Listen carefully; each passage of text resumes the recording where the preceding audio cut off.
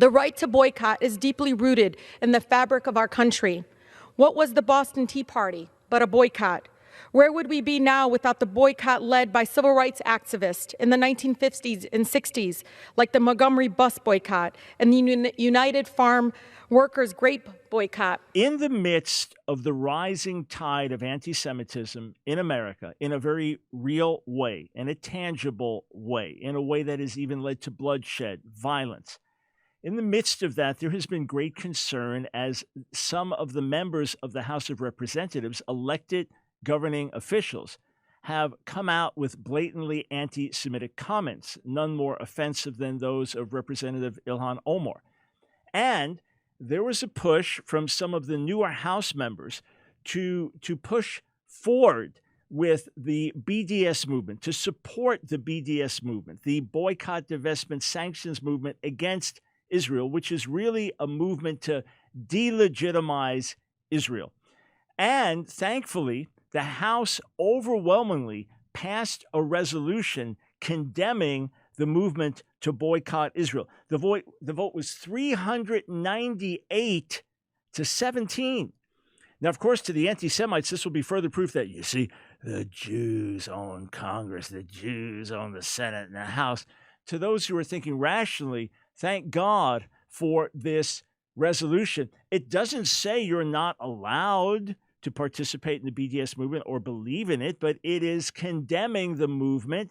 And the language specifically in the bill says this, the resolution, that the Boycott Israel movement promotes principles of collective guilt, mass punishment, and group isolation, which are destructive of prospects for progress towards peace. New York Times article quotes Ted Deutsch, Democrat of Florida, backer of the resolution. He said, but BDS doesn't seek social justice. It seeks a world in which the state of Israel doesn't exist. That is the bottom line. Let me read some of the text of this resolution, and then I want to play some shocking comments from Representative Rashida Tlaib in favor of the BDS movement. So, House Resolution 246, opposing efforts to delegitimize the state of Israel and the global boycott, divestment, and sanctions movement targeting Israel.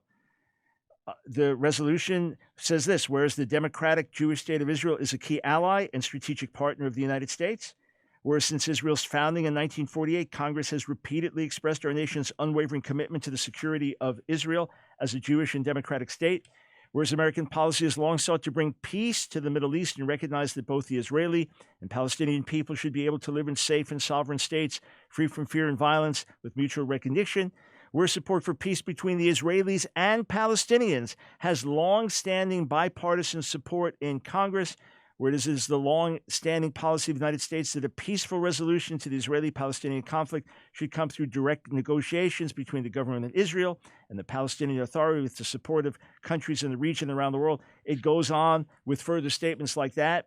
Then it resolves and says this, resolved that the House of Representatives opposes the global boycott, divestment, and sanctions movement, BDS movement, targeting Israel, including efforts to target United States companies that are engaged in commercial activities that are legal under United States law, and all efforts to delegitimize the state of Israel. It affirms that the global boycott, divestment, and sanctions movement undermines the possibility for a negotiated solution to the Israeli-Palestinian conflict by demanding concessions of one party alone and encouraging the Palestinians to reject negotiations in favor of international pressure.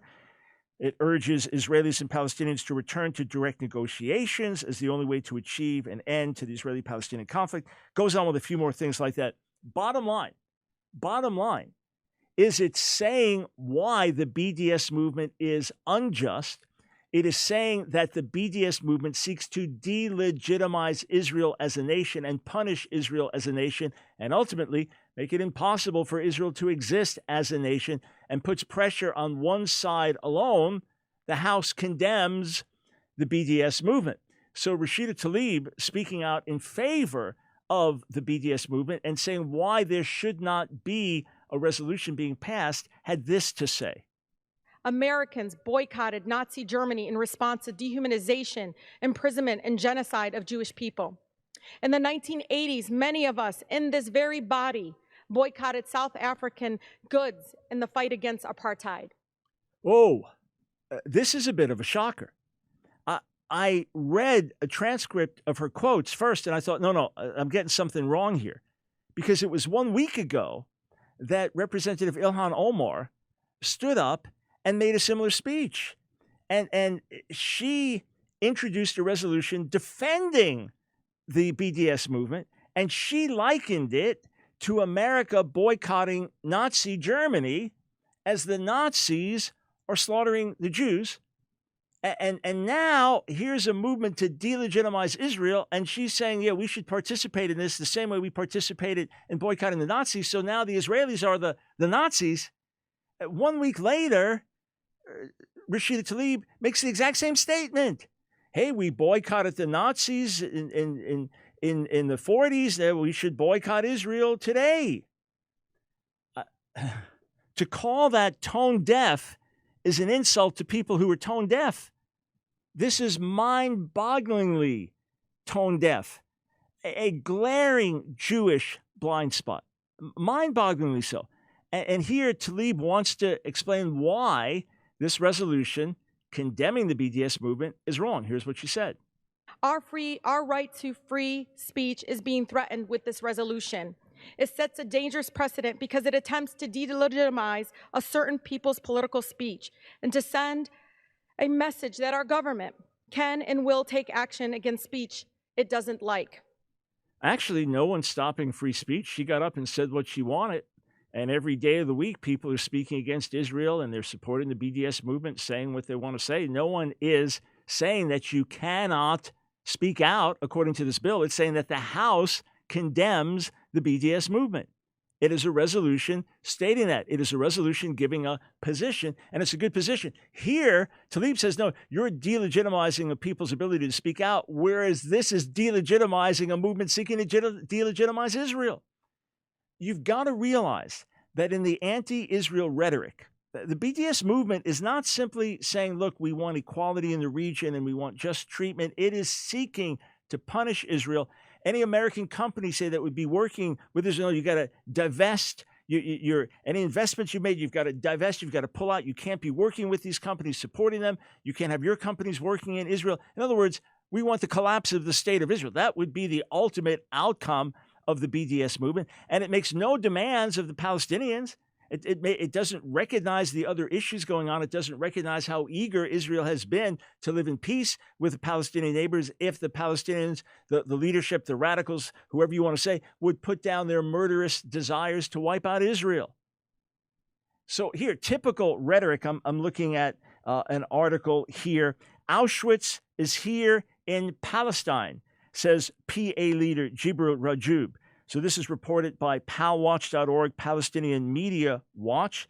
So according to this former Jordanian minister on official PATV, Palestinian Authority TV, Israel is a racist state, rejecting the other in a Nazi Hitlerian manner. It has outdone what Hitler did. Auschwitz is here in Palestine. So yeah, it's true that the Palestinians living in the so-called West Bank and Gaza experience some hardship because of their situation. Yes, it's true that they do not have all the liberties and freedoms that the Arabs living in Israel have. That's because of the Palestinian government, all right? But the bottom line is, even if Israel has not behaved perfectly, even if Israel could step up and do an even better job in its relations with the Palestinians, the fact is they have grown and thrived by the millions. They have gone from 200,000 roughly that stayed, all right, and in the land within Israel, they've grown to about 1.5 million. And those in Gaza, those in the so-called West Bank, they have thrived and grown by the millions, as opposed to the Germans, the Nazis, wiping out 2/3 of all European Jews. Yes, the Nazis specifically being guilty of that. You're going to make a comparison. You're going to say Auschwitz is here in Palestine. Show me, please, the concentration camps where the Palestinians are being worked to death and put in gas chambers. Show me, please. Show me, please, where they are getting decimated, herded off in trains to their death. Please show me that. Show me where Israel is wiping out 2 out of every 3 Palestinians. Oh, yes, for sure. There are difficulties for the Palestinians living in Gaza and the West Bank, but I can assure you that if Hamas was not leading Gaza, and if you had a peaceful, open-minded Palestinian leadership that wanted to work with the Israelis, they would be thriving economically, they would be thriving socially, they would be thriving in so many other ways. And the same when it comes to the West Bank. Oh no, Israel has been far from perfect, but to compare Israel to the Nazis, to compare what Israel has done in its relationship to the Palestinians, trying to stop terrorism from wiping them out, what Israel has done in response, to compare that to the Nazis, is utterly immoral. And for House representatives to get up and miss that is an absolute shocker. Thank God the House sent a message in response. Good news.